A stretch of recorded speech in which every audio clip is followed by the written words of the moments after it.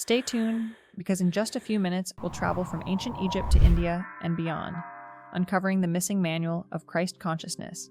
And you might just encounter some jaw-dropping practices that could shake everything you thought was possible, not only for a man from Nazareth, but for you. What if everything you thought you knew about Jesus was only half the story? Tucked away in the 14,000 psychic readings of Edgar Cayce lies a revelation so radical, it could rewrite Christianity as we know it.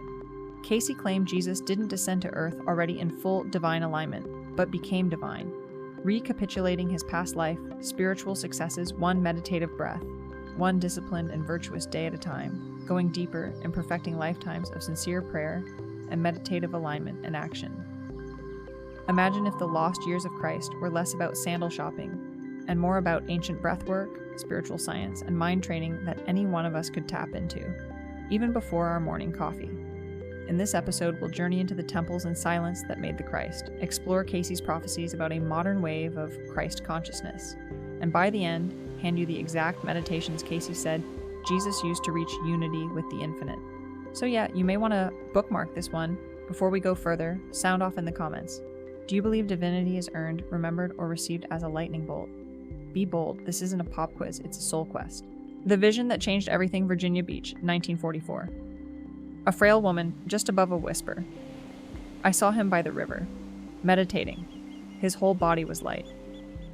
Edgar Cayce is stunned. Was she hallucinating, or had she pierced through to Cayce's own trance visions, a radiant Jesus, meditating, glowing like a human sunrise?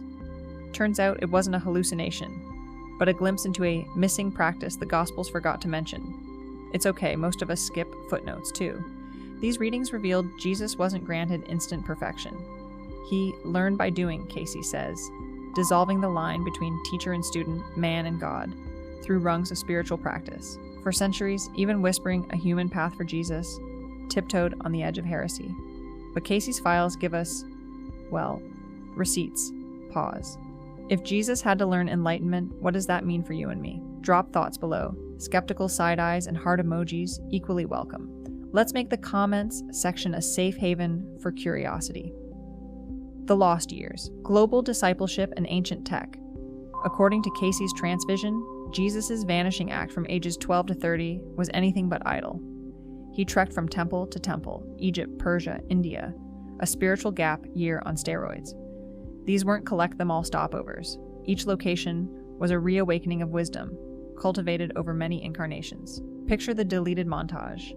Egyptian priests sinking breath and pulse to cosmic patterns, desert sages walking in step with their prayers, the East teaching samadhi, a kind of zero gravity for the soul. Cayce called these results not miracles, the predictable outgrowth of alignment and practice, not heavenly loopholes or ancient hacks. Have you ever glimpsed something truly other? In meditation, prayer, or even traffic? Hey, enlightenment can strike anywhere. Share your soul sneak peeks below. You might be the nudge someone else needs in an awakening. Now here's the twist Cayce really wanted us to get. Jesus was not roaming as a spiritual rookie, but as a soul remembering. Every sacred stop reignited mastery lying dormant within. Each master a co-conspirator in the grand experiment of surrendering the human will to the divine. The upshot? The process isn't just for one Messiah. It's a universal curriculum, one we're all enrolled in, whether our temple is a monastery, a meditation app, or a quiet moment before bed. Oh, and the required reading, stillness and self-inquiry.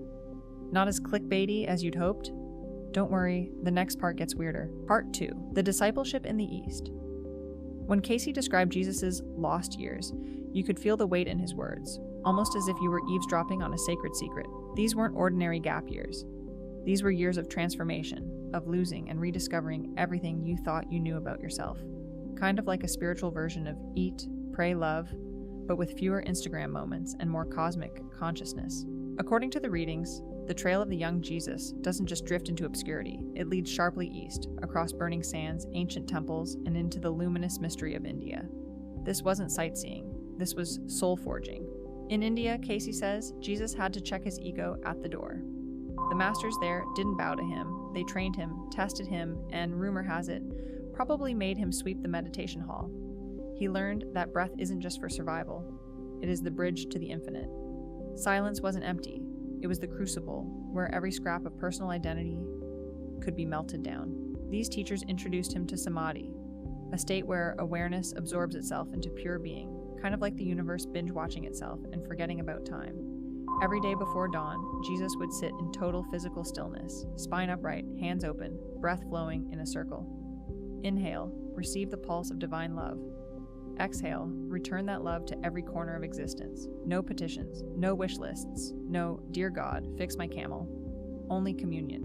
The East called this ego death. Cayce called it conscious crucifixion. This was the grind. He burned away fear, ambition, and the what's in it for me questions, until what remained was a vessel ready for divine will. Is this the spiritual equivalent of cleaning out your garage for enlightenment? Kind of, and just as humbling.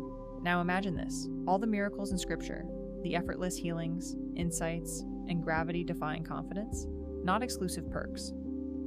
According to Cayce, these were the inevitable results of alignment, not favoritism from above.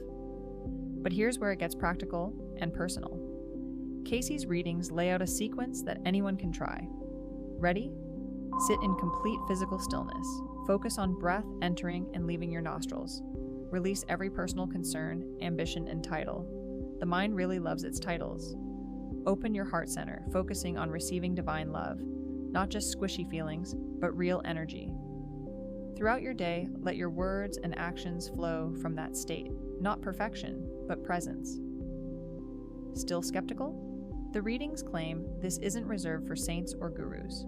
Cayce saw teachers, parents, even stressed out business people use these same techniques with remarkable results.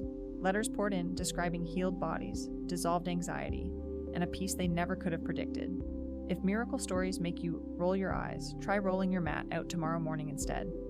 All this leads to a further threshold, cosmic breathing, a practice Cayce said expanded Jesus' heart to literally feel the world.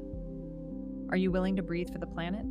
Hold that thought. We're just about to crack open what one breath to encompass creation really means. Stay tuned, because coming up is a practice that could redefine not only prayer or meditation, but the future of human evolution.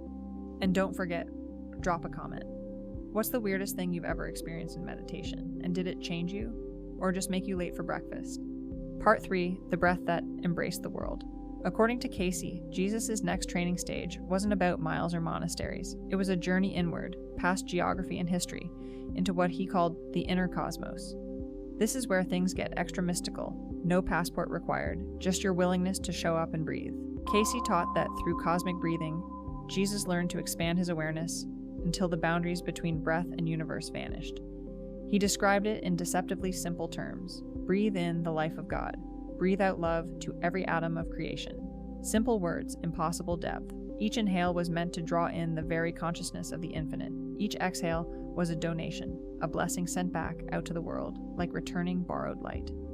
Think about it. With devoted practice, Cayce said, Jesus could feel the vibration and longing of every living soul. His compassion wasn't just a virtue, it was literal resonance. Suddenly, loving your neighbor isn't just a spiritual suggestion, but a biological possibility. People who tried Cayce's breath techniques didn't just report feeling calmer or less stressed, though let's be real, we could all use that. They described radical moments, teachers finding patience in chaos, leaders making wise decisions out of nowhere, ordinary folks moved to tears by an uncaused love for total strangers. Drop a comment. What's the strangest, most beautiful thing you felt after a deep breath? Did it stick, or did you just sneeze and carry on with your day? But here's the honesty check. Cayce warned that cosmic breathing is not about escape. Each breath unveils what's unhealed, unexamined, possibly even what you ate for lunch and haven't forgiven yourself for yet. To expand your heart outward, you must clear out the cobwebs within. That's why Cayce taught the daily dying. Each morning, before the first rays hit the horizon, Jesus would surrender identity, worry, and ambition, letting go like a tree shedding leaves. Not out of despair, but out of trust, knowing that new life follows true surrender. What remained when the small self dissolved? What Jesus called the Father, pure consciousness aware of itself, through any form. And this, Cayce said, was the real secret behind I and the Father are one. It wasn't arrogance, it was spiritual anatomy. The vessel goes transparent and divine presence flows through. From that transparency, the phenomena we call miracles. Healing by presence, knowing by intuition, love that feels like light. Cayce insisted these are not exceptions. They are revelations of what any soul could embody. through the same disciplined surrender. He challenged his followers to try it. Sit facing the dawn. Breathe until full stillness arrives. Offer every thought and worry to the silence. Wait, not for fireworks, but for attunement. Over weeks and months, Cayce promised, the nervous system itself will retune to frequencies of compassion and guidance. This is Christ consciousness, not just as belief, but as biology, spiritualized in real life. Just when most thought the story ended with one enlightened guy, Cayce opened the doors wider. The purpose of Jesus' mastery wasn't worship. Cayce insisted it was demonstration. He saw that same consciousness flowering in millions during a coming global awakening, what he called the return of the Christ. Not one person in the clouds, but countless hearts turning toward unity at once.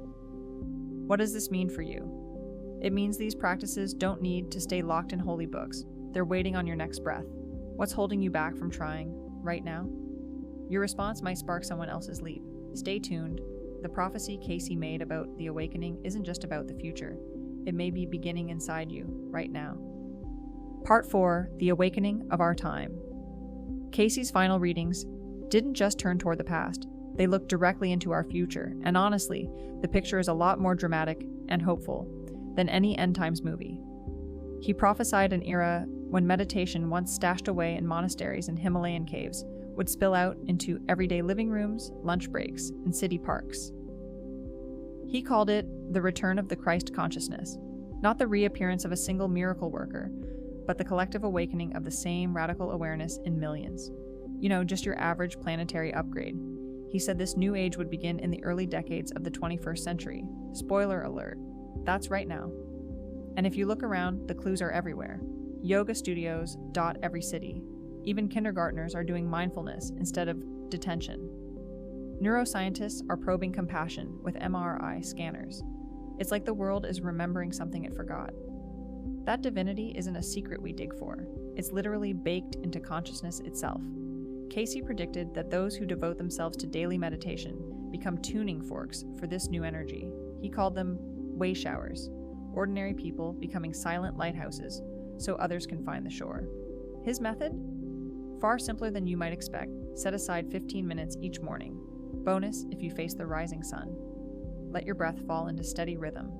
Surrender the to-do list, the replay button, the inner critic. Just let it all melt. Sit in that stillness, inviting a greater wisdom to live and act through you. Close by, sending love to everyone on earth. Admit it, you just thought of someone who needs extra. He insisted it's consistency, not intensity, that transforms you. The universe doesn't level you up with one lightning bolt. It's the gentle daily weathering of the self until what's left is truly infinite. After just months of sincere practice, people reported a new quietness and stress, surprise bursts of joy, nudges of intuition that felt like being kindly set up for good. After a few years, unity wasn't theory, it was lived fact, the outside and the inside blurred. Letters poured in from every walk of life. Business leaders who found compassion trumped greed, exhausted parents drawing on patience reserves they never knew they had, artists painting the light inside things as if they'd finally found the switch. And here's the kicker. Christ consciousness, Cayce taught, isn't a rare miracle, but a natural evolution. Jesus didn't wield powers you don't have. He revealed powers you've just forgotten. Divine awareness is the starting point. Meditation is merely the act of uncovering it again. So, as you listen, skip the urge to shelve this as ancient legend. Take it as a standing invitation addressed to you from consciousness itself. The same current that once flowed through Jesus is humming in your own heartbeat right now, craving your attention, your devotion, your willingness to listen. Start wherever you are. Sit tomorrow, maybe for the first minute or the 50th. Breathe slow, release control. The universe has a better playlist. And remember, surrender isn't defeat, it's pure, sweet alignment. As this idea stirs, don't disappear. Share your take in the comments below. Has the spark of Christ consciousness touched your life? Or does this all sound like one enchanting myth? Either way, your honest voice might light the way for someone just a little behind you on the path. If this exploration cracks open a new door in your own inner temple, subscribe and stay connected, because next time we'll follow Cayce's lead into even deeper waters, how consciousness itself shapes reality, and how your private shifts can ripple out to change the world. The awakening Cayce prophesied isn't far off. It's happening right here, in this moment, under your breath, in the stillness you choose tonight.